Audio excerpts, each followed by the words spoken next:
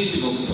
তিনি দুর্নীতিমুক্ত যারা ছিলেন ওই লেভেল থেকে আমরা প্রায় কয়েকশো এই চলন বিলের বীর সন্তান তাদেরকে তুলে আমরা একটা পাবলিকেশন আনছিলাম। পাবলিকেশন সেখানে আছে, হয়তো স্যার বলবেন। আর এখানে আজকে যে উদ্দেশ্যে আমাদের এখানে আসা সেটা হচ্ছে বৈষম্য বিরোধী ছাত্র আন্দোলন।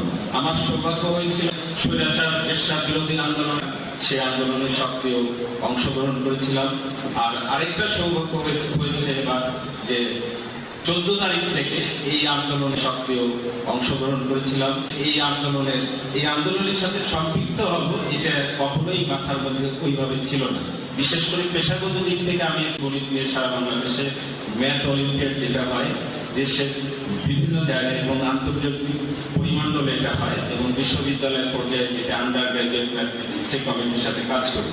কিন্তু যখন দেখা গেল আমাদের সন্তানরা, আমাদের বাচ্চারা, একটা বাচ্চা মানুষ করতে অনেক কষ্ট, এই বাচ্চাগুলো যখন নির্বিচারে বিভিন্ন ভাবে লাঞ্ছিত হচ্ছে, অপমানিত হচ্ছে, মার খাচ্ছে, গুলি খাচ্ছে, তারপরে এরা পিছিয়ে ছুটছে না। কারণটা হচ্ছে এই দেশে তারা কিন্তু গণতান্ত্রিক যে একটা প্রক্রিয়া, সেই প্রক্রিয়ার মধ্যে একটা বারো তারা ভোট দিতে পারেনি। এর সাথেও কিন্তু পতন হয়েছিল জাস্ট গণতান্ত্রিক প্রক্রিয়াটা ব্যাহত হওয়ার কারণে।